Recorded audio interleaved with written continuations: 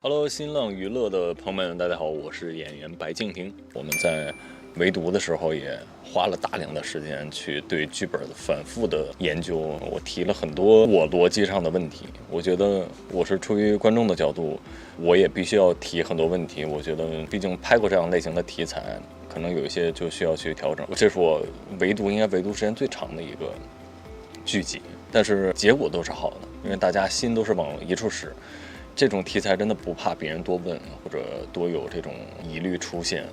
一定要在前期解决好，我们后期才会省掉很多耽误拍摄的这种麻烦。所以真的会有那种，比如说你突然间问了一个问题，然后整个一起在办公室里面围读的所有人都卡住了，说：“哎，这个怎么没有想到？”说实话，在围读的时候会有这样的情况出现。我们当时的选择就是停一停，大家缓一缓，回过头来再看在故事里面这一点重不重要。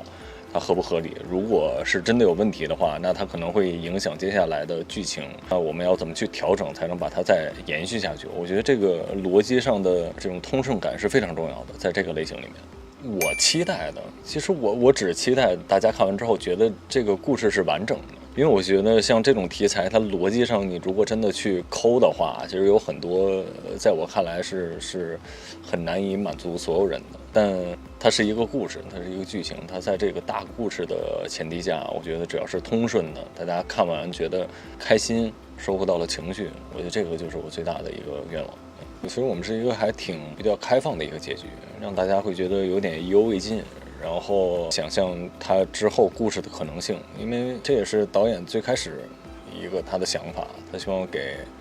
如果还能有机会的话，是不是还有第2季、第3季？但不一定非得是这个故事的延续，但是他希望给自己留下这么一个，如果收获好的话，效果好的话，热度好的话，可能会有第2、第3季，还是我们这些人，但是可能编排一个其他的游戏规则、其他的故事。所以你会有想跟导演再创作下去的愿望吗？我们两个合作的这个前提就是觉得拍点新鲜的，就是没有尝试过的，这样都能调动我们2个人的共同创作的积极性，我觉得这个很重要。所以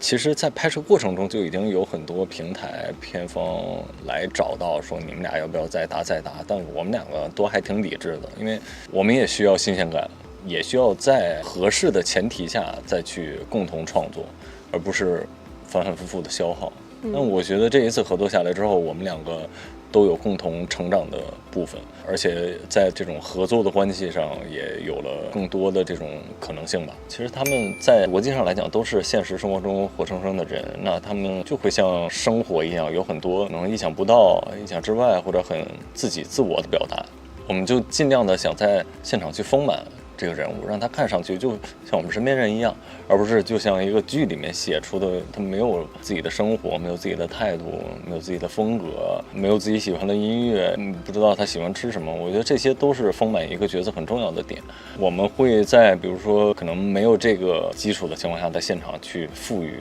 不管是我的角色也好，还是其他的角色也好，我们会一起坐在一起帮其他人想。这个是我们南来北往的创作的一个氛围。尤其像游戏里面有很多包袱，我们不局限于给自己想包袱，我们有时候坐在那儿就是给别人想包袱，就觉得你这个人物这个性格在这个情况下能有一些这样的表达，可能会很有意思。那我觉得我就很愿意跟大家去分享。我觉得怎么讲呢，我自己真的思考过这个问题，我是从什么时候开始考虑要主动的去有这方面的一点点的创作能力，是因为我拍上一部电影的时候，邢文雄导演我们俩拍了一部喜剧，然后在这个过程中我就一直想学习如何去有很好的喜剧创作，因为我不是原来专攻喜剧这个赛道的。然后跟他分享了很多，他就说作为演员，如果在喜剧赛道想要走得长远，你有这个打算的话，你就要有很强的编导能力，而不只是拿到剧本你会演就 OK 了。你真的要主动的去想这件事情怎么会有很多喜剧桥段，其实并不是剧本上给予的，都是要自己去想。然后我就记住了这句话，然后在录制献发的过程中，其实我会下意识的观察腾哥。其实腾哥在录制综艺的过程中，他也在时时刻刻的听每个人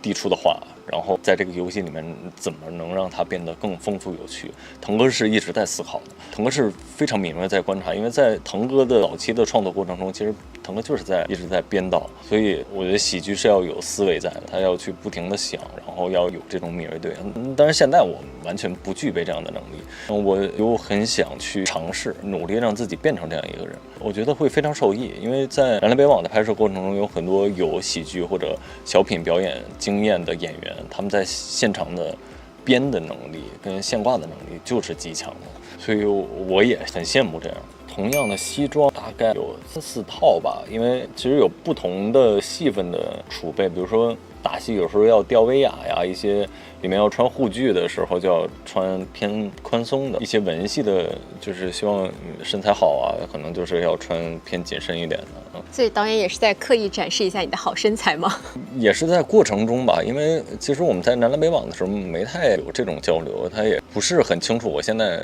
大概身材是什么样，但是我的想象是我这个人应该壮硕一点，然后如果脸颊瘦瘦的，身体躯干都瘦瘦的，那么多打戏那个光环太大，我觉得要真实那肯定要健壮一些，所以就是在整个过程中也不停的在锻炼，即便没有说真的所谓的脱衣服呀什么这种很刻意的展现，但我觉得它对我的信念感的帮助是很大的，而且就是你有没有真的这个身材，穿衣服也能看出来。大家就是对你整体的这个西装造型都是好评度非常高，你有看到大家都在说丁 Sir 穿西装是色令智昏吗？好像很少吧，看到大家都是搞笑，一般现在就是在网络上传播的还是有趣的内容会比较容易传播，然后也展现了其实跟我以往包括生活中的状态是不太一样的。他会有一些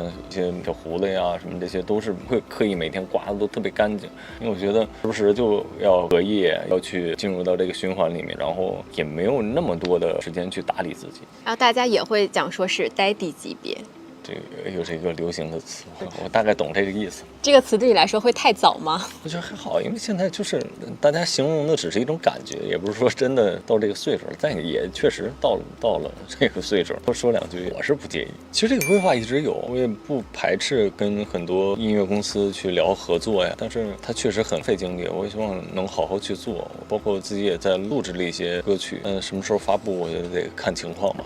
所以大家是有一天可以听到白敬亭的新专辑的是吗？我觉得专辑很难，但是我会陆陆续续的通过音乐的方式跟大家见面吧。我本身是学音乐的，然后再加上我跟影视行业最早的接触也是因为我要去做歌手的练习生，然后才跟这个行业有所接触，所以这个在舞台上的想象一直在我的脑海里面不断的重复的，所以我心里面是有这个准备的，所以每一次有这样的机会我都极其享受，因为它好像是我人生另一个选择的一个完成的方式。我觉得这个实话，从小的时候一直在听说演员转型到一个岁数就要转型这件事情，自己也都是听一听，不知道这件事情到底该去怎么做。但以我自己个人的经验来讲，因为我也观察很多其他演员的这个职业生涯，就只能自己去试。有很多比如说类型上、角色上，很多导演你真的只有合作完之后才能知道你们搭不搭、合不合适，你适不适合走这条路，你有没有兴趣，这件事情能不能给予你能量，然后你继续的再创作下去。有可能你对自我认知很好，认为一定会成的点也不一定会成，然后反而你觉得自己没有太使劲的点变成了你的优势，这个都说不好，所以你只能去自己去探索，然后自己去总结。我是一直在做这样的事情，因为我不知道该怎么办，所以就是没试过的就去试试，只能这样。周围的人不会给你一些建议吗？我真的这几年看到了很多关于影视方面前几年一直依赖于大数据的团队也好，一些作品也好，最终会被这个时代慢慢的去更新掉、迭代掉，因为你的大数据是那个当下的大数据，观众不是一直要看同类型的产品要看这么多，观众也不是一直要看同类型的你看这么多，但观众能不能接受你的挑战，你的转型又能不能成功，这件事情又是另一回事儿。祝你生活愉快，万事顺遂。